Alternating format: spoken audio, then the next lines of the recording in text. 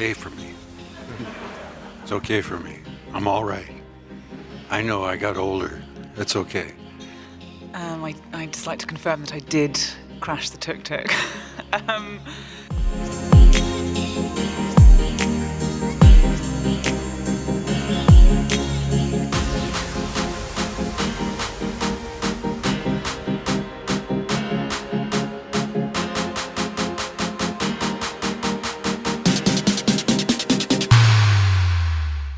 The legendary cast of Indiana Jones, Mads Mikkelsen, Harrison Ford, Phoebe Waller-Bridge und Thomas Kretschmann. Please take a seat. Yes.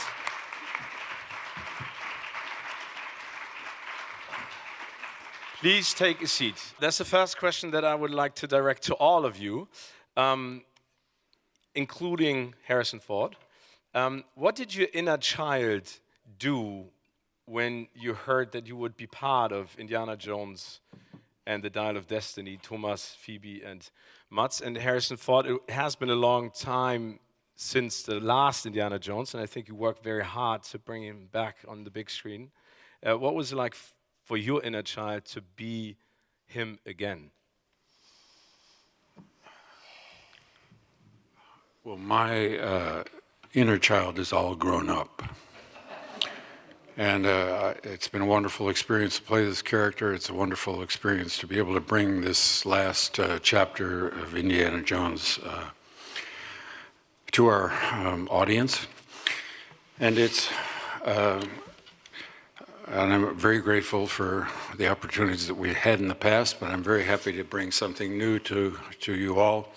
And it is in this company that we bring this film to you.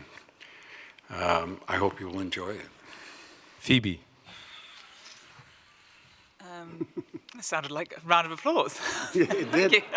Gosh, my inner child is very much alive and gave me an enormous high five when I found out about this opportunity, and then all throughout the movie. I think Jim, most of my direction was him asking me to tuck her away because I was just smiling all the time, and he was just saying to me the whole time, please stop smiling, you're supposed to be scared in this scene, you're supposed to be frightened in this scene. And it was just the most joyful experience to make, and so my inner child is very grateful that I've finally done something worthy of an inner child.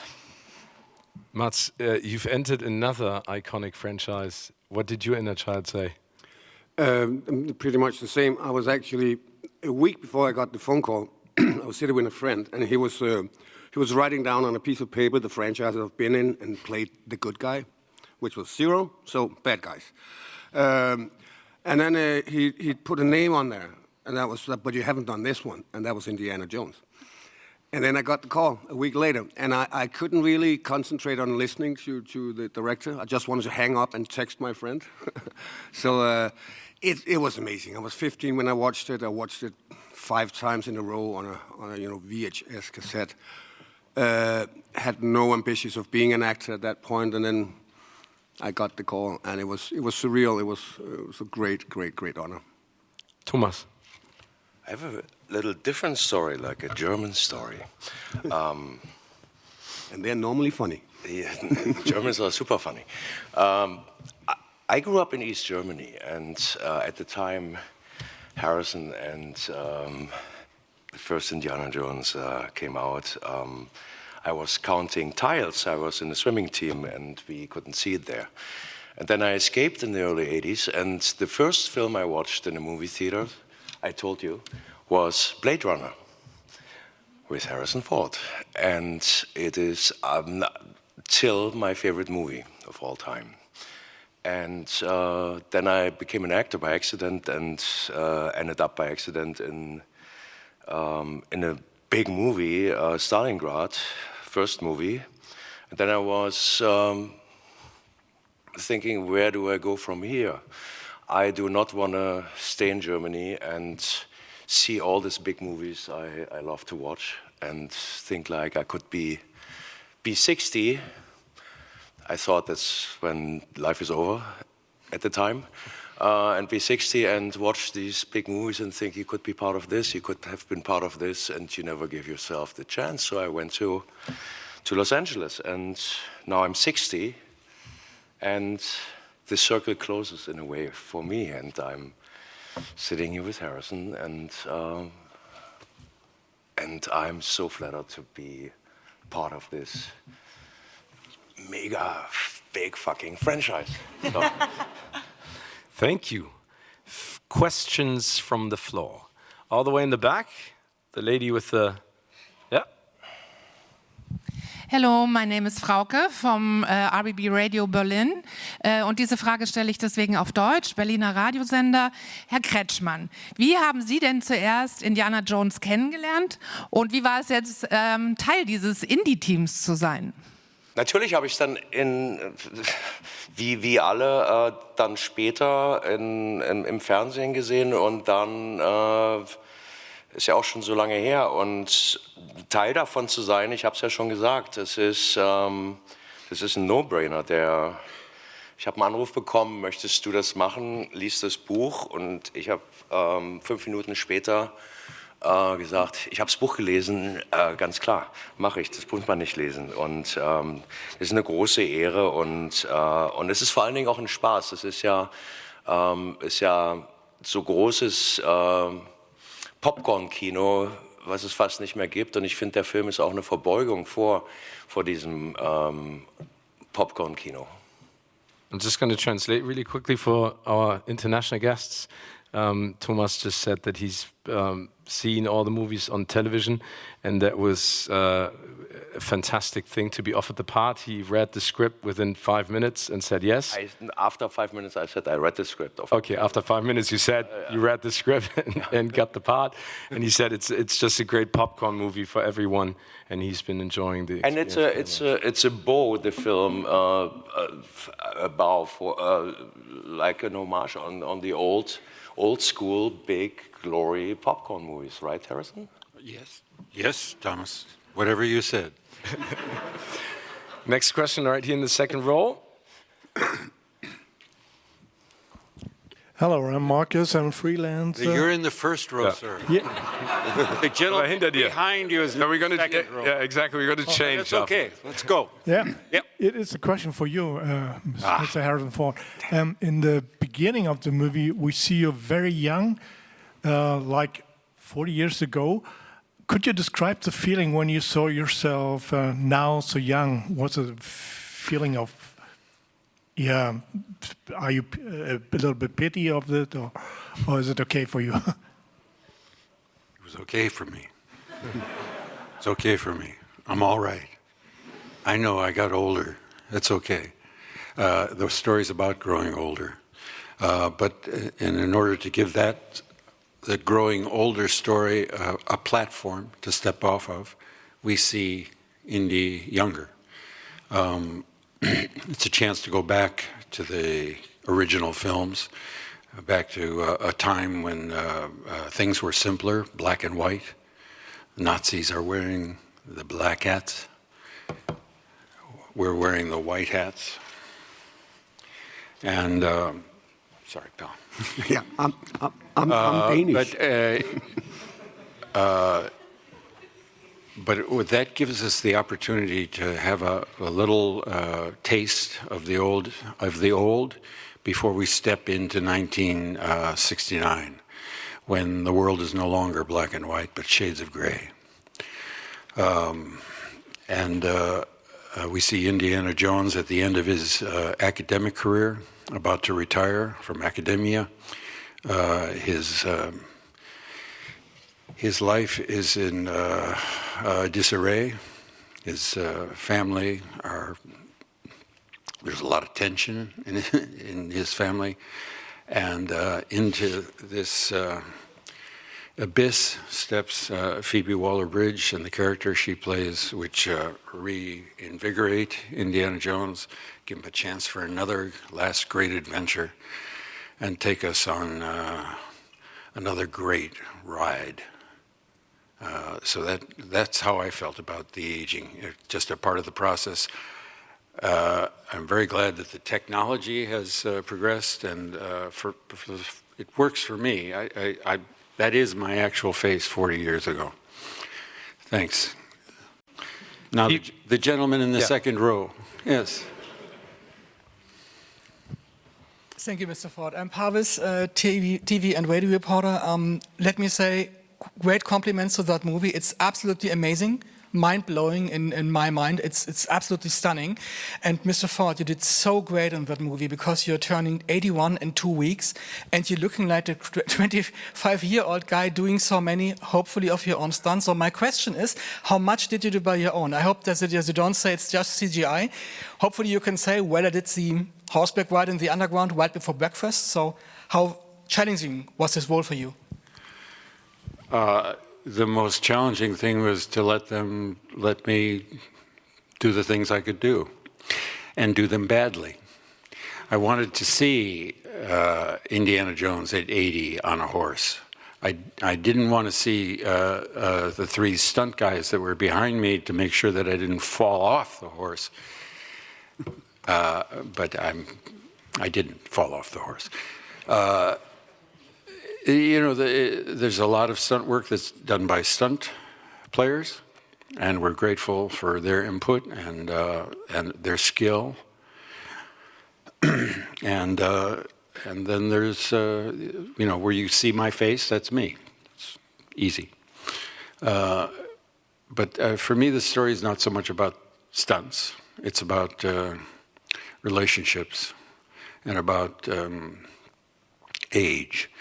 And about confronting age and living with age, living through it gracefully, and redeeming yourself, and taking another chance, and righting missteps in the past. And all of that's part of the story, but it's a big, bumptious, happy story. It's an entertainment, and I'm proud to be an entertainer. A storyteller. Thank you. I think you're a great entertainer, Harrison. I have a question to Phoebe, because we just spoke, we're talking about stunts. I heard that you crashed the Tuk-Tuk. How did that happen, number one? And the second thing is that I found really amazing is that John Williams created a theme song for your character. How did that make you feel? I'd just like to confirm that I did crash the Tuk-Tuk. Well, that happened because I just didn't take my foot off the pedal and rammed it into the back of a Mercedes carrying Mads and a bunch of other fictional Nazis. And then I was only allowed to do that once. But it was exciting, and we all survived. And that's the end of my Tuk-Tuk experience. Mm-hmm. The John Williams experience, however, I think will persevere through the rest of my life. I was sat in the cinema watching his orchestra play that piece of music and hear his introduction. And I think it's hard when actors get asked quite often, what are the highlights of your career? And it's all such a soup of so many different things. And then every now and again, if you're lucky enough, one specific significant thing happens when everything else comes into perspective. And that was one of those out-of-body moments for me when I thought, my God, how did you get here? And what a beautiful piece of music. And time sort of froze for a moment, and I'm really grateful for that, and for John Williams for existing and for putting so much heart and soul into that character. And I really believe that if people enjoy Helena, it's because it was a collaboration between me and John Williams now, because he brought colours to that character that I know I didn't. So I'm very grateful to him for that. Thank you. More questions from the floor, right down here, the first row this time. Hi, Susanne Gottlieb, Der Standard Vienna. I have a question for Harrison Ford. You just mentioned it. It's about aging. It's about confronting age and gracefully accepting it. Same time, Indiana Jones also has to confront his legacy, what he stays alive for, who he stays alive for, what he does with his final years, so to say, and what he has accomplished. So given that Indiana Jones has basically its whole pop culture legacy already in place, what do you hope and wish for to be the legacy down the road, not even now, but just in years to come, now that you put the final chapter behind you? I think part of the luck of my career has always been that I've done these Star Wars films and the Indiana Jones films, which are family films. And they're passed on from one generation to another in the family. And that's helped introduce me to new generations of film goers as I grow older. And happily, hopefully that will bring young people into the theater. There are other people to see in the movie. It's a great adventure, a great family experience. I hope people will go to the theaters to see it for the very first time, because there's something special about being in a theater to see this kind of movie. When the lights go out, when the music comes up on the spectacular sound system, and you sit in the dark with strangers and have the opportunity to feel your common humanity. There's a lot of energy in our lives and our cultures right now to push us apart, disaggregate our societies, turn us against each other. There's something about a movie where you get to suspend all that shit and just have a good time. In the dark, trusting strangers. They're not going to come out of the dark and hurt you. I mean, this is a really brilliant way to pass on generational understanding, and to see it in a harmless context, as it were. So I hope people will see this in family, and then perhaps see it again sometime at home, closer to your own refrigerator. Anyway, thank you for the question. Thomas and Mats, we've been talking about the heroine and the hero of Indiana Jones, but it's also important, I think, for every single Indiana Jones installment that the villains are being portrayed by people who you actually really hate once you leave the movie theater. What did you base your characters on? Was there anything that you drew from the other Indiana Jones movies regarding your character? And how did you approach your character being evil? Well, I based mine solely on Thomas's real life. The Nazis don't belong anywhere these days, only in an Indiana Jones film, right? This is why we don't go diving deep into the heart of darkness of what these people did. But we use them in a different manner. So when I approach it, I try to find his passion. His passion is science, and he, in his own weird way, wants to make the world a better place. He doesn't wake up, thinks he's a villain. He's a hero of his own story. That's how most people see themselves. I was obviously building it a little. It's not a surprise to anyone that Werner von Braun did go to the States, and he did work on the NASA programs. So loosely based on him getting away with what he did and nobody questioning it, and wearing dandy clothes and having a smile on his face, which was a scary thing. It didn't only happen in the States, it also happened in the Soviet Union, etc. So loosely based on him. I thought there was a Nazi theme as well, but then I realized somebody told me that there is not a Nazi melody, but there is a special sound when you hit a Nazi. Is that correct? So the punch of a Nazi is different? Let's find out. No. Apparently there's a little more crunchy sound to it when he hits the Nazis. So I got my theme, I guess. So yeah, that was as well. Yeah, Thomas? I don't know. I think the material was there. I thought I tried to pay attention to glorify it as much as possible, and to be also as serious and honest about it as possible. But I have a memory which was mind-blowing to me. We had the first shooting day, and with Harrison, and we met a couple of weeks before already, so we knew each other, and And there's Harrison sitting in front of me with his arms tied behind his back. And I'm standing in front of him with my glorious Nazi uniform. And he looked so big. And I was standing there and I thought, like, I'm supposed to be superior.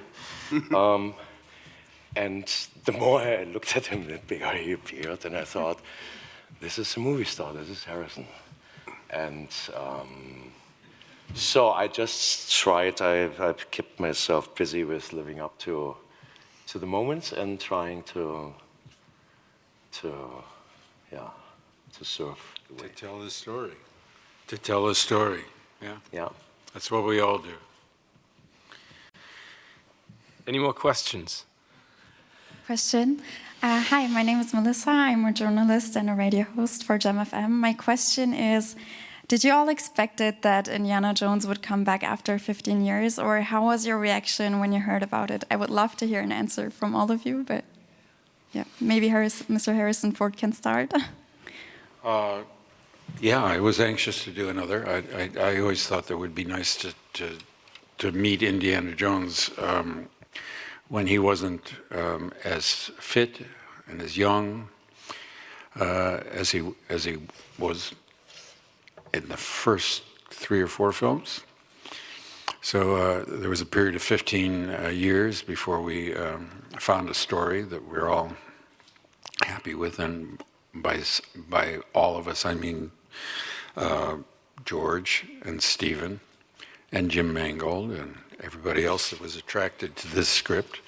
And I was, and I'd always been anxious to meet him at this point in his life, just to kind of round out the story. Phoebe, Mats? I think we're all familiar with the idea of people trying to stretch something successful out to the absolute nth degree. But that was what was so wonderful about reading this script, is that it didn't seem to be doing that. It seemed to be evolving to where Indy would be in real life, in the Indiana Jones universe, and actually confronting his age and confronting time and all of those themes. It felt very poetic and profound that it was coming back in such an honest way. And yeah, so I was incredibly moved by that and excited to see a hero have another adventure, but under completely difficult and different circumstances. I wasn't surprised because I never felt it left me. And maybe very particular for my generation, who was a teenager when the first film came out. A lot of my colleagues who are directors my age now are basically directors because of that first film. So for me, it never left me. As I grew up, Indy grew up as well. So it wasn't surprised, not at all. It was just, of course, yeah, one more. It's here. It's always been with me. Yeah. Thomas? Beautiful. Yeah. Lady in the 3rd row, and then over there in the 2nd row. Hello, my name is Julia Wissmann from Radio 1 here in Berlin, in Brandenburg. My first question goes to Harrison Ford and a second to Phoebe. One question to Mr. Ford is, are you sure that you won't go on as Indiana Jones? Is it really the last? I'm positive. You're positive? Positive. Okay, I just wanted to ask again. I know, I'm glad you did. Thank you. Because it was brilliant to see you on the horse. No, I'm so grateful for this script, for this story, to help me, as I said before, to round this story out. I'm so thrilled that we've provided entertainment through the first 4 films, and I'm very happy with this movie. I really love this movie. I loved working with these people, and it seems appropriate to go on to something else. And but I'm ever so grateful to the people that have been our patrons, our customers, our fans, if you will. Grateful for their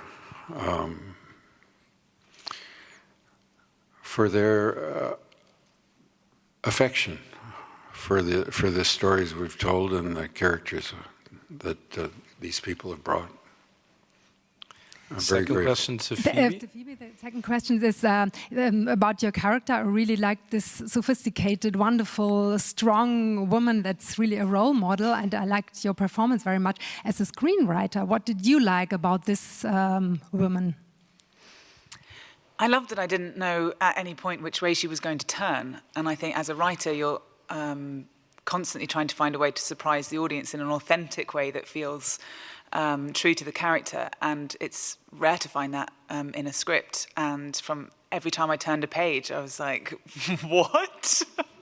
And I loved that she would leap before she looked. And I loved that about her so much. And I also was very intrigued by her moral compass and which way she was swinging in terms of what was important to her in the world. So she had mystery, wit, and an element of surprise. And those to me are the holy grail, if you'll excuse the pun, of a character for me. We only have time for one last question from the lady in the second row, right there. Hello, thank you very much. I have a question maybe for all of you, but first of all for Harrison Ford. At the end of the film, Indiana Jones wishes to stay in the past because that is what he has been interested in all along. So I was wondering, is there a specific time or era that you wish to be in and why? I'm thrilled to be here, right here, now. I think, I've had I'm going to give you a serious answer. I've had a wonderful career over the years. I've really enjoyed my work, and I'm very grateful that I've been allowed to continue to do it for all these years. And I'm still interested in working. So, anybody, I'm here. I'm ready. Thank you. I think we are very lucky to live right now. I think it's the peak of, if you look at the planet and how many million, billion years everything took, and how long humanity existed, and I think our period of time where we are right now, it doesn't get better anymore, I fear.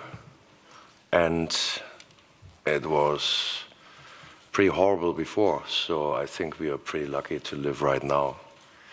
Phoebe, Mats.